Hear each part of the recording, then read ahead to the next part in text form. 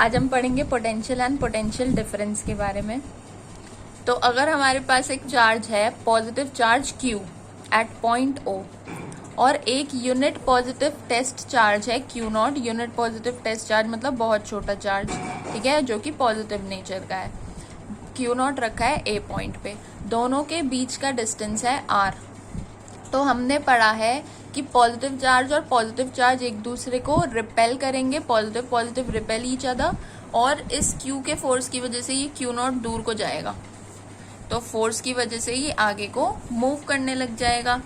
यानी कि इस Q चार्ज की वजह से ये Q0 चार्ज आगे को मूव करने लग गया, यानी इस Q चार्ज ने वर्क किया, इस Q चार्ज ने फोर्स प्रोवाइड किया और उसकी वजह से वर्क हुआ।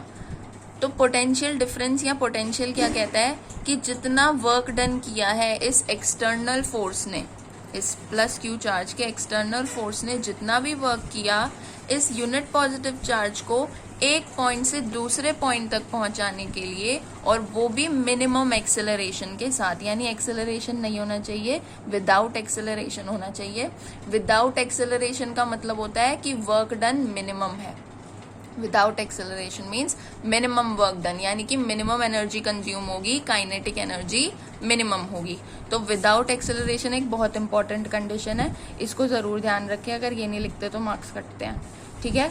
तो work done by external force in moving unit positive charge from one point two another, unit positive charge एक पॉइंट से दूसरे पॉइंट पर जा रहा है without acceleration.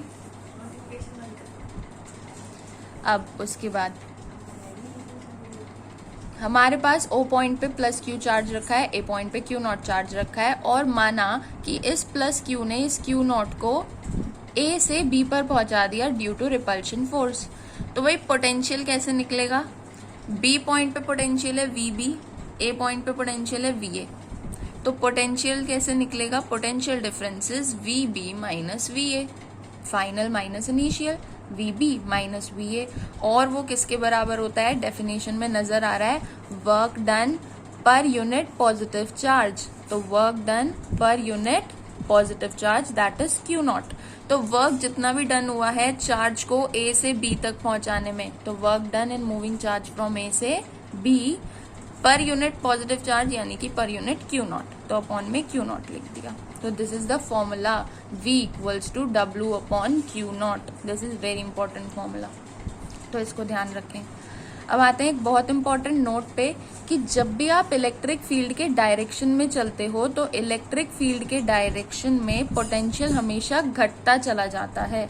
For example electric field इधर को जा रहा है राइट साइड को, तो लेफ्ट साइड में पोटेंशियल हाई होगा, और जैसे ही आप राइट साइड को बढ़ते जाओगे पोटेंशियल लो होता चला जाएगा।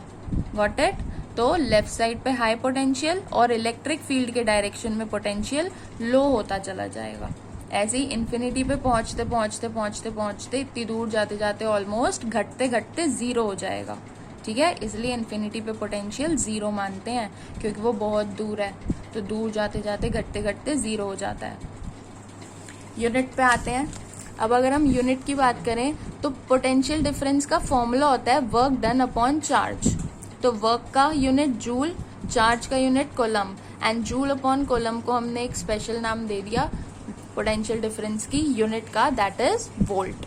पोटेंशियल डिफरेंस को वोल्टेज भी बोलते हैं, तो पोटेंशियल डिफरेंस की unit volt. Now if the question comes define 7 volt, तो भाई 7 वोल्ट को कैसे डिफाइन करेंगे? जब भी किसी चीज को डिफाइन करने के लिए आता है हम उसके फॉर्मूले से ही डिफाइन करते हैं।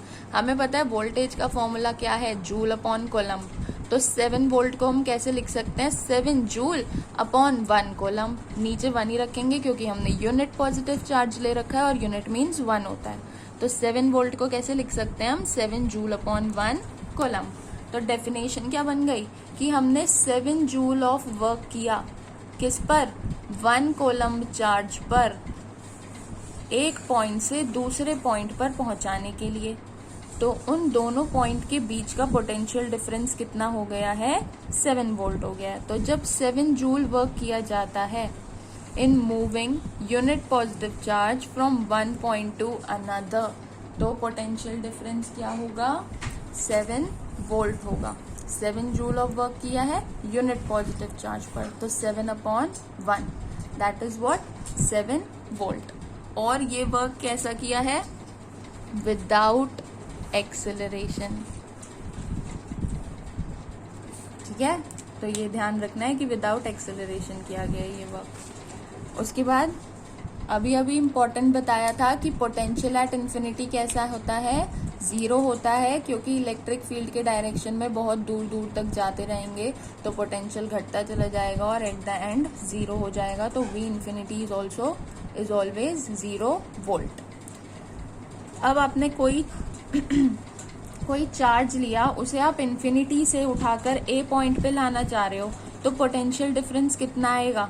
VA minus V infinity, final minus initial, final is A point, initial था इन्फिनिटी। VA तो VA ही होता है, minus V infinity is what 0, तो VA माइनस 0 इज VA। यानी कि जब भी आप इन्फिनिटी से पॉइंट A पे लाए हो किसी चीज को, तो पोटेंशियल जो A का है वही पोटेंशियल डिफरेंस होगा between infinity and point A।